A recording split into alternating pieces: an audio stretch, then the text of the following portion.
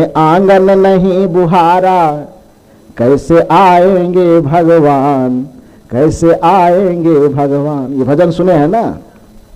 अब तक गंदा पड़ा द्वारा, कैसे आएंगे भगवान, कैसे आएंगे भगवान। चंचल मन को नहीं संवारा, कैसे आएंगे भगवान, कैसे आएंगे भगवान। हर कोने कलमस कसाय की लगी हुई है ढेरी, कहीं ज्ञान की किरण नहीं है, हर कोठरी अंधेरी। आंगन चौबारा अंधियारा, कैसे आएंगे भगवान, कैसे आएंगे भगवान। शब्दों की व्याख्या देखिए, कितनी गजब की व्याख्या है। हर कोने कलमस कसाई की लगी हुई है ढेरी। हर कोना क्या है? आपके शरीर रूपी आंगन के, हृदय रूपी आंगन का कोना क्या क्या है? इसमें आंख एक कोना है, ये कान एक कोना है, मुंह एक कोना है, नाक एक कोना है। जितनी ज्ञानेंद्रियां और कर्मेंद्रियां हैं सब क्या है? कोना। और विचारक कहते हैं कि इस मन रूपी शरीर रूपी आंगन के हर एक कोने में कलमस कसाई की ढेरी लगी हुई है। मतलब आंख जब भी इस संसार को देखती है तो गलत दृश्य को देखना चाहती है। कान जब भी खुलता है तो गलत शब्दों को सुनने में ही रस लेता है। जीभ जब खुलता है तो गलत शब्दों को बोलने में ही आनंद लेता है। जीभ यदि स्वाद चखना चाहता है तो जो गलत चीज है उसकी तरफ यह जीभ ज्यादा लपकता है। आदमी का जीभ सेब नारंगी की तरफ कम लपकता है, लेकिन अंडा देखे तो ज्यादा लपकता है। लपकता है कि नहीं? दाल भात रोटी सब्जी, अरे जिसका न लपकता हो न लपकता, लेकिन ज्यादा संख्या वाला का उधर तरफ ही लपकता है। लपकता है कि नहीं? दाल भात रोटी सब्जी की तरफ जीभ आदमी का कम लपकता है, मुर्गा मांस मछली की तरफ ज्यादा लपकता है। विचारक कहते हैं कि हर कोने कलमस कसाय। जीभ भी गंदा है क्योंकि गंदे चीज को खाने की तरफ यह आकर्षित होता है। कान गंदा है इसलिए क्योंकि ये गंदे शब्दों को सुनने की तरफ ज्यादा आकर्षित होता है। आंख गंदा है इसलिए गलत रूपों की तरफ, गलत दृश्यों की तरफ यह ज्यादा आकर्षित होता है। जीभ गंदा है इसलिए निंदा, शिकायत, गाली इत्यादि में, चुगली चपाटी में हमारा जीभ ज्यादा आनंद लेता है, ज्यादा रस लेता है। किसी की निंदा करने में, किसी की शिकायत करने में आदमी को बैठा दिया जाए तो दिन बीत जाएगा लेकिन उसका जीभ बड़बड़ाते रहेगा, उसका जीभ बंद नहीं होता है। ऐसा क्यों है? तो इसके पीछे का वजह यह है कि वो आंख का कोना गंदा है, कान का कोना गंदा है। इस सत्संग का, ज्ञान का झाड़ू लगा करके उसको बुहारिए, तभी वह साफ होगा और भगवान के आने का रास्ता खुलेगा। अन्यथा यदि जब तक कोना गंदा रहेगा भगवान आपके हृदय में नहीं आएंगे। शब्द यही संकेत कर रहा है कि हर कोने कलमस कसाय की लगी हुई है ढेरी, कहीं ज्ञान की किरण नहीं है। सत्संग की किरण कहीं नहीं पहुंच रही है। और जिसके जीवन में सत्संग की किरण पहुंच गई तो उसका कुछ भी गंदा रहने वाला नहीं, सब साफ हो जाएगा। आंखें, दृष्टि साफ हो जाएगी, कान साफ हो जाएगा। और इसी चीज के लिए आपको जीवन मिला ही था, लेकिन आप वहां तक ज्ञान की किरण को, सत्संग की किरण को पहुंचने दिया नहीं। जिसने नहीं पहुंचाया उसका जीवन नरक बना हुआ रह गया। और जो सत्संग और सद्ज्ञान की किरण को अपने अंतःकरण में उतरने दिया उसका संपूर्ण जीवन ही स्वर्ग बन गया। उसको अलग से स्वर्ग पाने की जरूरत नहीं पड़ी, क्योंकि जिसके जीवन में सत्संग आ जाता है उसको अलग से स्वर्ग प्राप्त करने की आवश्यकता नहीं रहती। और जिसके जीवन में सत्संग नहीं आया उसको पूरे दुनिया के पंडित और पंडितों का मंत्र मिल करके भी स्वर्ग देना चाहे तो स्वर्ग नहीं दे पाता है। स्वर्ग आपको चाहिए तो जीवन में सत्संग को आ जाने दीजिए। स्वर्गमय जीवन यदि चाहते हैं तो अपने जीवन में गुरु को आ जाने दीजिए। स्वर्गमय जीवन यदि आप चाहते हैं तो अपने जीवन में ध्यान को उतरने दीजिए। स्वर्गमय जीवन यदि आप चाहते हैं तो आप अपने जीवन में संतों का पदार्पण, आदर्शों का पदार्पण हो जाने दीजिए। इसको एक उदाहरण से मैं समझाऊं, फिर बात को आगे ले जाऊंगा। एक बार स्वामी विवेकानंद के पास कुछ लोग पहुंचे। स्वामी विवेकानंद ध्यानस्थ बैठे हुए थे। जो आदमी स्वामी विवेकानंद के पास गया बहुत दार्शनिक व्यक्ति था, दर्शन के बहुत बड़े ज्ञाता थे। तो उन्होंने स्वामी विवेकानंद से कहा कि स्वामी जी ये गरीब वस्त्र क्यों पहने हुए और पूरे नगर इलाके से दूर निर्जन जंगल में पत्थर पर बैठ करके ध्यान में बैठे रहते हैं। जब देखता हूं तो आप ध्यान में ही बैठे रहते हैं, ऐसा क्यों करते हैं? माता पिता को आपने छोड़ दिया, कुल परिवार को आपने छोड़ दिया और सारे संसार से विमुख होकर के आप शांत एकांत में बैठे रहते हैं, इसका क्या कारण है? तो स्वामी विवेकानंद ने सोचा कि जिस चीज के लिए मैं ये कर रहा हूं, इन्हें बताऊंगा तो उतनी लंबी बात, उतनी ऊंची बात समझने के लायक इसके पास संस्कार नहीं है और बुद्धि नहीं है। क्योंकि मेरा जो उद्देश्य है, संन्यास जीवन जीने का उद्देश्य, एकांत जीवन जीने का उद्देश्य, आध्यात्मिक जीवन जीने का अंततः जो आखिरी उद्देश्य है वो परम पद, मोक्ष, निर्वाण, कैवल्य, उस शून्य दशा स्वरूप स्थिति को प्राप्त करना, यह साधक के जीवन का अंतिम उद्देश्य होता है, अध्यात्म का अंतिम उद्देश्य होता है। तो स्वामी विवेकानंद ने सोचा कि यदि परमात्म पद की बात मैं इन्हें कहूं, यदि हम परम पद की बात कहूं, निर्वाण पद की बात कहूं, मुक्ति पद की बात कहूं, तो ये बेचारे समझेंगे नहीं जो मुझसे पूछने आया है। इसके समझने का जो स्तर है, बस ये स्वर्ग को समझता है और नरक को समझता है, दो के अलावा तीसरा चीज बेचारा जानता ही नहीं। तो नहीं जानता है तो इसको मैं जितना इसके समझने का स्तर है उतनी दूर तक इसे मैं बताता हूं। और यह सोच करके स्वामी विवेकानंद ने कहा कि भाई मैं ये जो जीवन जी रहा हूं, इस जीवन जीने का उद्देश्य है कि मैं स्वर्ग पाना चाहता हूं। हालांकि ध्यान दीजिए, सन्यासी व्यक्ति, साधक व्यक्ति, आध्यात्मिक जीवन जीने वाला व्यक्ति स्वर्ग की लालसा नहीं करता कभी, क्योंकि उसके लिए नरक जितना भयावह है, ध्यान दीजिए कि स्वर्ग भी उतना ही भयावह है। अंतर सिर्फ इतना है कि हमारे संत महापुरुष कहते हैं कि नरक यदि आदमी के लिए लोहे की हथकड़ी है तो स्वर्ग के लिए सोने की हथकड़ी है।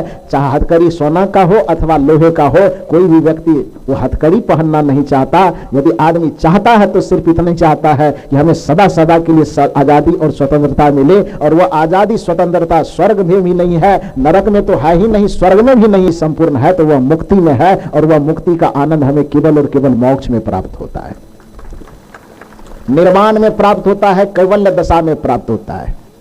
इसलिए आध्यात्मिक व्यक्ति के जीवन का अंतिम लक्ष्य स्वर्ग नहीं होता, मोक्ष होता है, निर्वाण होता है, कैवल्य होता है, स्वरूप स्थिति होता है, आत्म स्थिति होता है।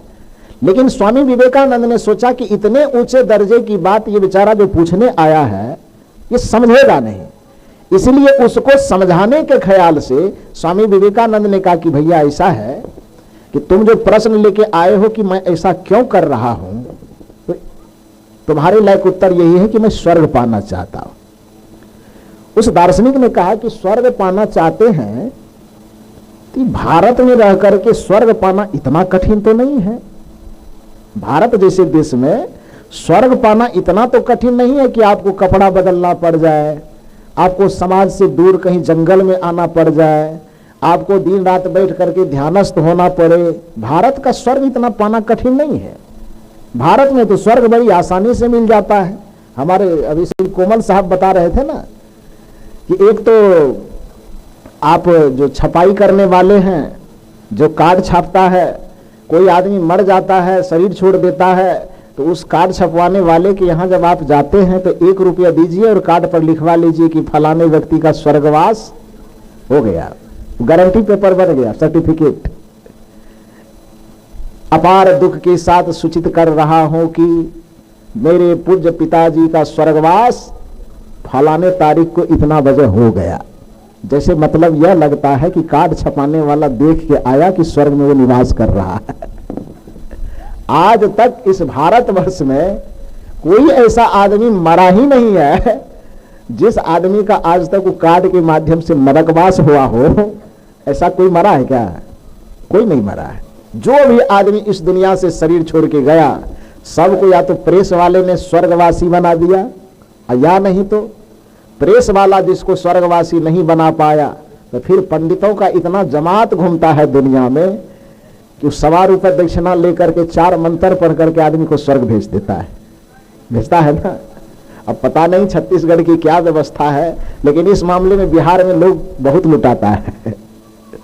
वह बहुत तरीके से अलग अलग तिक्रम लगा करके पंडित लूटते हैं आम जनता को, श्राद्ध के नाम पर और मृत आत्मा की शांति के नाम पर, मृत आत्मा को स्वर्ग पहुंचाने के नाम पर बहुत सारे आडंबर, बहुत सारे पाखंड उधर करवाए जाते हैं। इधर होता है कि नहीं होता है?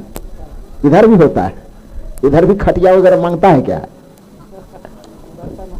बर्तन, खटिया, जूता, नहीं बचा है। ऐसा जाल बुना है जी साहब। हम लोग कितना भी करें टूटने वाला नहीं। ओहो हो, अच्छा तो मैंने सब बराबर है, चाहे बिहार हो कि छत्तीसगढ़ हो, मामला सब जगह का, तो इसका मतलब बराबर है। तो इधर भी खटिया वगैरह मांगता है, उधर मांगता है, लेकिन एक मामला में थोड़ा बहुत सुधार आया है कि पंडित जी जितना चालाकी करते हैं ना, तो अब जजमान भी उससे ज्यादा चालाक हो गया है, हो गया है ना। पंडित जी कहते हैं कि आप अपने पिता को सोने के लिए मतलब पलंग दान कीजिए। जजमान कहता बिल्कुल पलंग ही चाहिए। कहा बिल्कुल पलंग चाहिए। पंडित जी सोचते हैं कि शायद हमको बढ़िया सा क्या कहते हैं शीशम के साल वाला पलंग मिले या सखवा का साल वाला पलंग मिले, शायद वो मन में सोचते हो। लेकिन जजमान भी आजकल इतने चालाक हुए हैं कि पंडित जी कहते हैं कि पलंग चाहिए, तो जजमान जी जाता है और केला का थम काट करके लाता है। केला का थम समझते हैं ना, केला का पौधा, और केला का पौधा 4 ठो पौवा बनाता है, उसका बनाता है ना, और उसमें जो या तो लकड़ी धागा बांध करके, या नहीं तो सन उपजाने वाला जो संठी होता, क्या बोलते हैं आप लोग उसको, जिसमें सन उपजाते हैं उसको क्या बोलते हैं, पटवा। हाँ, तो पटवा का जो वो डंडा होता है उसको क्या करता है, उस बांस ये केला के 4 थंब खड़े करके, और उसका क्या करता है, उसमें यहाँ से वहाँ भोंक देता है और उसका पासी बना देता है, बनाता है ना पट्टा जी। इधर नहीं बनाते, तो इसका मतलब आप लोग तेज तर्रार नहीं है। उधर वाले लोग करते हैं, बड़ी चालाकी करते हैं। पंडित जी कहते हैं कि पलंग चाहिए, जजमान कहता है एकदम बिल्कुल मिलेगा पलंग, पलंग लेकिन देंगे हम अपनी मर्जी से, कौन सा पलंग देंगे हम तय करेंगे। और उधर का जजमान क्या करता है कि केला काटता है, केला का पौधा पतला पतला पौधा लाया, 4 खूंटा बना दिया, उसका पलंग का 4 खूंटा बन गया। और वही पटवा वाला वो संठी लाता है उसका वो लकड़ी, और उसका क्या करता है, वो चारों में बस चारों कोना में भोंक करके उसमें तैयार करता है। और उसके बाद उसमें धागा खरीद के लाता है, और धागा से इधर से उधर से 4-5 बार गूंथ करके, और उस पर चादर बिछा करके ले जाता है, और पंडित जी को कहता है लीजिए पंडित जी पलंग बन करके तैयार हो गया। समझे। तो ये चालाकी, दोनों चालाक बनते हैं, वो भी चालाकी करता है, ये भी चालाकी करता है। खैर मूल भाव जो मैं ये कहना चाहता हूं, स्वामी विवेकानंद से कहा गया कि भारत में तो स्वर्ग पाना इतना कठिन नहीं है, या तो प्रेस वाले को 1 रुपया दीजिए, 1 रुपये में वो स्वर्गवासी बना देगा, या नहीं तो कोई पंडित है अपना मंत्र जंतर मार करके आदमी को स्वर्ग पहुंचा देता है। तो आप स्वर्ग पाने के लिए इतनी कठिन तपस्या क्यों कर रहे हैं। बाकी रही यदि आपको प्रेस वाले पर विश्वास नहीं है अथवा पंडित के मंत्रों पर विश्वास नहीं है, तो मैं आपको गारंटी देता हूं कि अभी सशरीर मैं आपको स्वर्ग पहुंचा दूंगा, मैं गारंटर बनता हूं, भगवान से मेरा सीधा कनेक्शन है। स्वामी विवेकानंद ने कहा अच्छा भगवान से सीधा संपर्क है। उस दार्शनिक ने कहा हाँ सीधा संपर्क है, स्वर्ग चलना है तो तैयार हो जाइए। स्वामी विवेकानंद ने पूछा कि स्वर्ग जाना तो मैं चाहता हूं, लेकिन ये बताओ कि तुम जो सीधे मुझे सशरीर स्वर्ग ले जाओगे, तो स्वर्ग जाने की कुछ शर्त भी है क्या, कोई कंडीशन भी रखे हो, कोई शर्त भी रखे हो। उस व्यक्ति ने कहा हाँ शर्त रखे। क्या शर्त रखे हैं। उस व्यक्ति ने कहा कि स्वामी जी शर्त यह रखा है मैंने कि यदि आपको स्वर्ग जाना है तो अपने साथ में 10 ऐसे व्यक्ति को साथ में ले जाना होगा जो महापापी हो, महादुराचारी हो, महा अत्याचारी हो, दिन रात शराब में डूबा रहता हो, व्यभिचार में जो रत रहता हो, दूसरे की निंदा शिकायत कर, पाप से जिसका जीवन भरा हुआ हो, ऐसे पापी 10 आदमी को अपने साथ में हमेशा रखना होगा, तब आपको स्वर्ग जाने का टिकट मिल सकता है। स्वामी विवेकानंद जो मुस्कुरा रहे थे उसकी मुस्कुराहट थोड़ी थोड़ी फीकी पड़ गई और माथा झुका करके खुजलाने लगा। थोड़ी देर आंख बंद करने के बाद स्वामी विवेकानंद ने पूछा कि स्वर्ग जाने का ये कंडीशन तो बताया तूने, अब बताओ दूसरा परिस्थिति में नरक जाने का भी कोई कंडीशन है क्या। स्वर्ग जाने की ये शर्त तुमने रखी कि अपने साथ में आपको 10 ऐसे आदमी को ले जाना होगा जो महापापी हो, दुराचारी, व्यभिचारी, कदाचारी, पापाचारी, अत्याचारी, 10 ऐसे ऐसे आदमी को साथ में हमेशा रखना होगा, तो आप स्वर्ग जा सकते। तो भाई यह बता दो कि स्वर्ग जाने का यदि ये कंडीशन है तो नरक जाने का भी कोई कंडीशन है क्या। तो उस दार्शनिक व्यक्ति ने कहा कि हाँ नरक जाने का भी कंडीशन है। कहा क्या है? उस दार्शनिक व्यक्ति ने कहा कि नरक जाने का कंडीशन यह है कि यदि आप नरक जाना चाहते हैं तो आपको अपने साथ में 10 पुण्यात्मा आदमी को ले जाना है, जो स्वर्गी में सत्संग में बैठा हुआ हो, जो ध्यान करता हो, जो गुरु भक्ति करता हो, जो भक्ति में आकर के झूम झूम करके भजन गाता हो, जो सबसे प्रेम करता हो, जो संयम और सदाचार में जीवन जीता हो, ऐसे 10 आदमी को अपने साथ में हमेशा रखना होगा, तो फिर आपको नरक का टिकट कंफर्म हो जाएगा। स्वामी विवेकानंद ने कहा कि कहीं दारू उरू पी के तुम्हारा दिमाग तो नहीं घूम गया है? हमको लगता है कि कंडीशन उल्टा बता रहे हो, स्वर्ग वाला नरक बता रहे हो, नरक वाला को स्वर्ग में बता रहे हो, कहीं उल्टा पुल्टा तो नहीं हो रहा है।